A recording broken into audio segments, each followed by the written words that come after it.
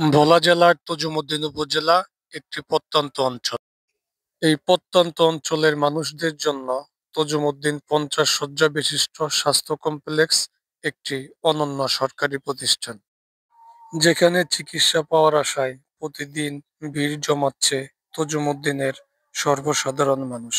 কিন্তু এই হাসপাতালে সক্রিয় দালাল চক্রের কারণে রোগীরা প্রতিনিয়ত হয়রানির শিকার হচ্ছে। তজুমুদ্দিন হাসপাতালের সামনে দালাল ভক্ত ব্যাপক ব্যাপক দালাল আছে। ওনারা প্রতিনিয়ত রোগীদেরকে হেনস্থা করে, প্রতিনিয়ত সিটারি বাটপারি করে। এখানে যারা ডায়াগনস্টিক সেন্টার খুলছে ওরা প্রতিনিয়ত দালাল ফিটিং করে, ওরা প্রতিনিয়ত দালালকে দিয়া এই ধরনের রোগীদেরকে হেনস্থা করে। তজুমুদ্দিতে আজ পর্যন্ত এখনো কোনো উন্নত চিকিৎসা পাওয়া যায় না, এই দালাল চক্রের কারণে, এই দালালদের কারণে। এই যে আমার থেকে কাগজপত্র গুলো আইলে আমার টানাটানি করে, দালাল চক্র লোক গুলা টানাটানি করে নিয়ে যায়। 1 টাকার ওষুধও তো দেয় না, সব কিনে আনতে হয় বাইরের থেকে।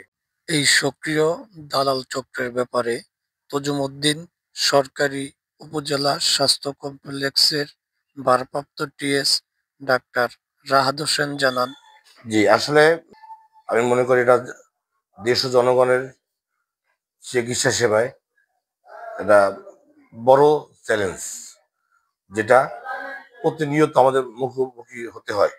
আমার প্রিভিয়াস অভিজ্ঞতা অনুযায়ী এটা সম্পর্কে আমি অবহিত ছিলাম, এবং এখানে আসার পরে আমি প্রায় 1 মাস হবে।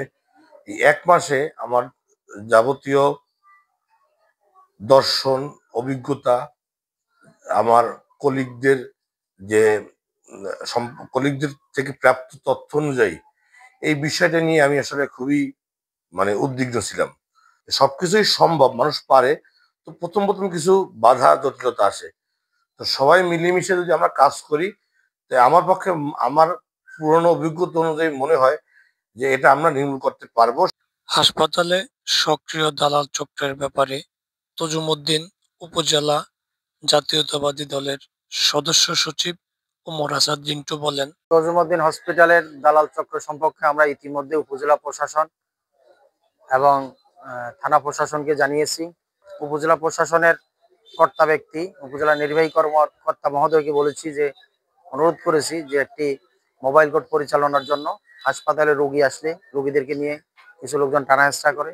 হাসপাতালের সামনেই কয়েকটি ডায়াগনস্টিক সেন্টার আছে, সেখানেও কিছু লোকজন আছে যারা রোগীদেরকে নিয়ে যায় এবং রোগীরা সঠিক সেবা পাচ্ছে না, ওষুধের দাম বেশি নিচ্ছে এবং হাসপাতালের সিট বাণিজ্য একটা সম্পর্কে আমাদের কাছে একাধিক অভিযোগ এসেছে।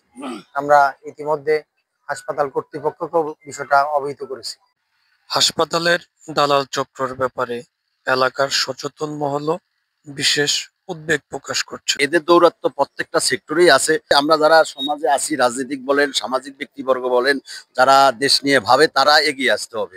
তারা চুপ করে থাকলে আসলে দালালরা আরো সক্রিয় হবে।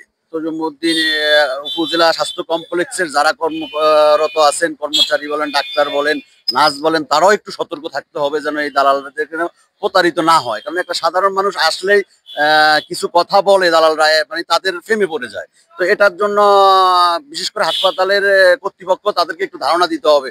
যখন কোনো কিছুর জন্য তাদেরকে যদি ডায়াগনস্টিকে পাঠানো হয়, অন্তত পক্ষে তারা বলে দিবে যে কারো খপ্পরে পড়বেন না। তজুমুদ্দিন হাসপাতালের দালাল চক্রের এই সমস্যার সমাধানে প্রশাসনের দ্রুত পদক্ষেপ অত্যন্ত জরুরি। এই বিষয়ে আপনার কোনো মন্তব্য বা পরামর্শ থাকলে আমাদেরকে কমেন্ট করুন।